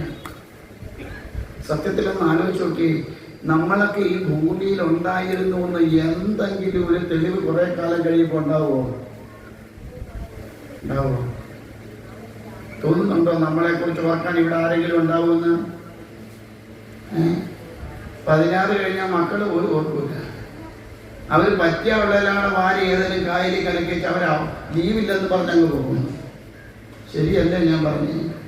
ഇപ്പൊ മക്കൾക്ക് ചത്താ പോലും വരാൻ നേരെയില്ല. എന്താ ലീവില്ലാന്ന് കൊണ്ട് മെറ്റോരെ ഏൽപ്പിക്കും. ആരെയാ? എന്ത് ചെയ്തു കൊടുക്കാൻ ആൾക്കാരുണ്ടല്ലോ. ഈവൻ മാനേജ്മെന്റുകാരെ ഏൽപ്പിക്കും. അവരെല്ലാം കൂടെ വാരി കൂട്ടി കളിച്ചുള്ള കാശം മേടിച്ച് അവര് പോക്കറ്റിൽ കൊണ്ടുപോകും.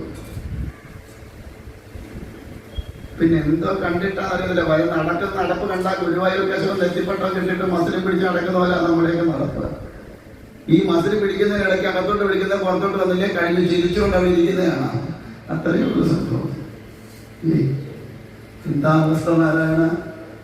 2 പ്രാവശ്യം നമുക്ക് പ്രകൃതി തന്നെ ഈ ഒരു ചുരുങ്ങിയ കാലയളവിൽ 2 പ്രാവശ്യം നമുക്ക് കാണിച്ചു നേടാം. മനുഷ്യ, നീ കൂടുതൽ അഹങ്കരിക്കണ്ട, നിനക്കൊന്നും ചെയ്യാൻ പറ്റത്തില്ല, ഞാനൊന്ന് തിരിഞ്ഞാൽ നീ പ്രകൃതി കാണിച്ചു തന്നാ അല്ലേ? 2018 ഒരു പ്രളയം വന്നപ്പോ ഞങ്ങളെയൊന്നും ബാധിച്ചില്ല.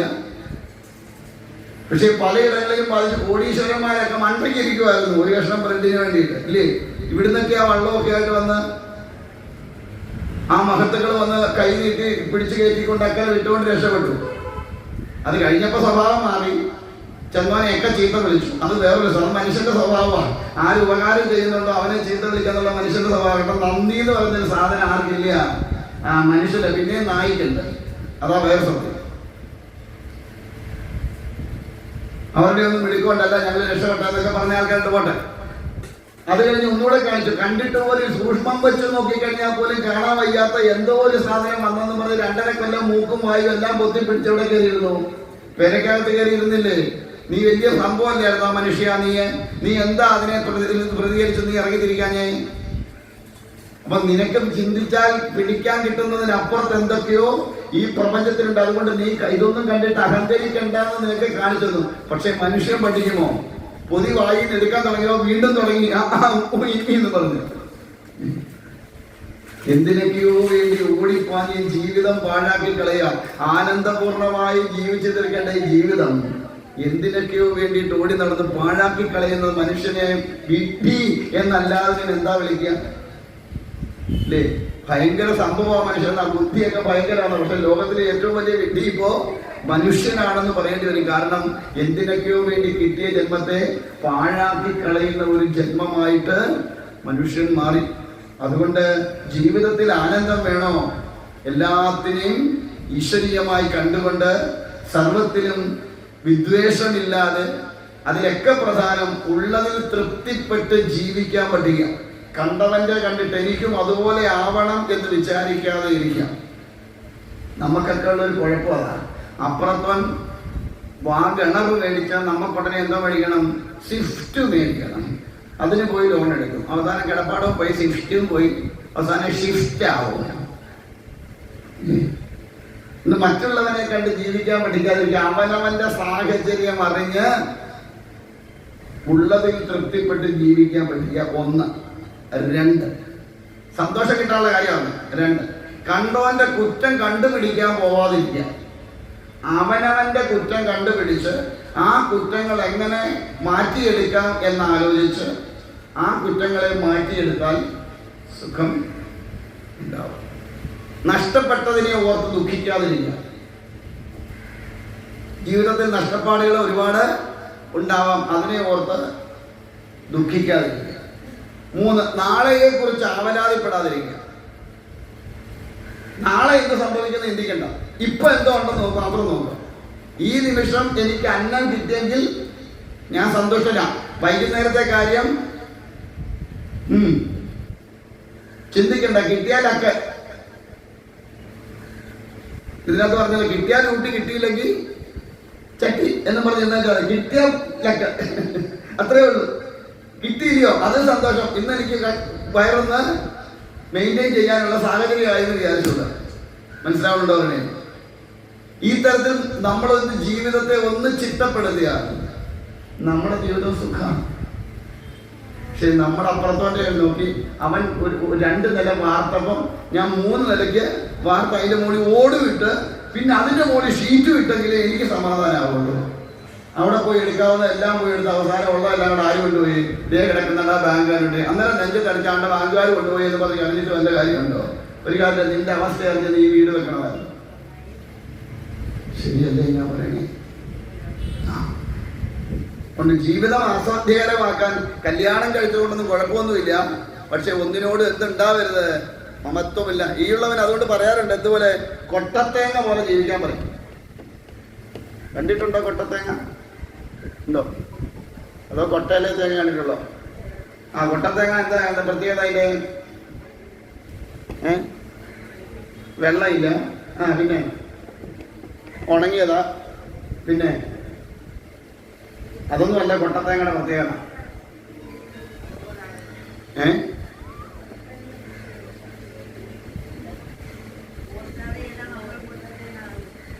എന്താ പറഞ്ഞമ്മ?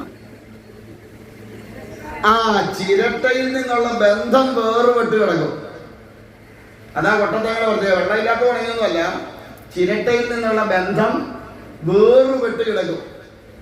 അപ്പൊ ചിരട്ട പൊട്ടിച്ചാലും കാമ്പിന് യാതൊരുവിധ കുഴപ്പം ഉണ്ടാവില്ല. ഇതുപോലെ ആയിരിക്കണം ജീവിതം എന്ന് പറഞ്ഞ് ഇന്ന് വീട്ടിൽ ചെന്ന് പറയരുത്. ചേട്ടാ സ്വാമി പറഞ്ഞായിരുന്നു കൊട്ടത്തേങ്ങ പോലെ ജീവിക്കാൻ. അതുകൊണ്ട് ഇന്നുപോലെ ചേട്ടന്റെ വഴി എനിക്ക് എന്റെ വഴി എന്ന് പറഞ്ഞ് പോകണമെന്നല്ല ഞാൻ പറഞ്ഞതിനർത്ഥം. തന്നിൽ നിക്ഷിപ്തമായിരിക്കുന്ന കർമ്മങ്ങളൊക്കെ അനുഷ്ഠിക്കുകയും വേണം. എന്നാൽ ഒന്നിനോടും ഒരൊട്ടലും ഉണ്ടാവാൻ പാടില്ല. 2 തരത്തിൽ അതിനെ എടുക്കാം. ഒന്ന്, ഈ ശരീരമാകുന്ന ചിരട്ടയ്ക്കുള്ളിൽ നിന്ന് അതിന്റെ കാമ്പാകുന്ന ജീവൻ ഏത് നിമിഷം പുറത്തു പോവേണ്ടി വന്നാലും ഒരു ദുഃഖവും ഉണ്ടാവാൻ പാടില്ല. 2, ഗൃഹമാകുന്ന ചിരട്ടയ്ക്കുള്ളിൽ നിന്ന് എപ്പോൾ നമ്മളെ ചവിട്ടി പുറത്താക്കേണ്ടി വന്നാലും അല്ലെ എപ്പോൾ ഇറങ്ങിപ്പോവേണ്ടി വന്നാലും ഒരു ദുഃഖവും ഉണ്ടാവാതെ സന്തോഷത്തോടു കൂടി ഇറങ്ങിപ്പോകാൻ നമുക്ക് കഴിയണം. ആ നിലയിലേക്ക് മനസ്സിനെ വളർത്തിയെടുക്കാൻ നമുക്ക് കഴിയണം. അതിനു വേണ്ടിയിട്ടാണ് ഈ കാണുന്ന സാഹചര്യങ്ങളെല്ലാം നമുക്ക് ഒരുക്കി തരുന്നത്. പക്ഷെ നമ്മൾ അതുകൊണ്ടൊന്നും എന്നെ തല്ലണ്ടമ്മാവ ഞാന് വലിയ പാടാ അല്ലേ? അപ്പൊ അതുകൊണ്ട് ശ്രീ ശുരബ്രഹ്മർഷി പറഞ്ഞു, ഇദ്ദേഹത്തിന്റെ വാക്കുകളൊക്കെ കേട്ട് അതിൽ കൂടി ബോധത്തെ ഉൾക്കൊണ്ടുകൊണ്ട് വന്ന് വിവാഹമൊക്കെ കഴിച്ചു. അതില് കുട്ടികളൊക്കെ ഉണ്ടായി. അവരെ എല്ലാം വളർത്തി തൻ്റെ ധർമ്മമെല്ലാം പൂർത്തീകരിച്ചു കഴിഞ്ഞപ്പോൾ അദ്ദേഹം വീണ്ടും തപസ് ചെയ്ത് മുക്തി നേടി എന്നാണ് കഥ. അപ്പൊ നമ്മളോടും പറയുന്നത് ബന്ധം, നമുക്കെല്ലാം ഈ ഗൃഹസ്ഥാശ്രമം ദുഃഖമുണ്ടാക്കാനുള്ള കാരണം ഇതെല്ലാം ഞാനാണ് ചെയ്യേണ്ടത്, എൻ്റേതാണെന്നുള്ള ഒരു ചിന്താധാര ഉള്ളില് ഉള്ളതുകൊണ്ട്. അപ്പൊ ആ ബോധത്തെ മാറ്റി ഇതൊക്കെ നമ്മളിൽ നിക്ഷിപ്തമായ കർമ്മമാണ്, അതനുഷ്ഠിക്കുക.